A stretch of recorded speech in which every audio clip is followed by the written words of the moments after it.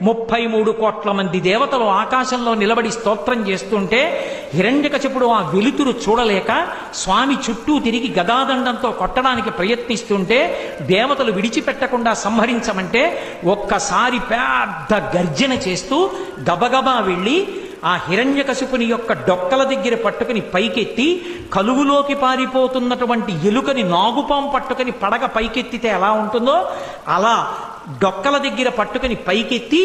గడప దగ్గరికి తీసుకొచ్చి ఇంట్లో కాదు బయట కాదు గడప మీద పగలు కాదు రాత్రి కాదు ప్రదోషవేళ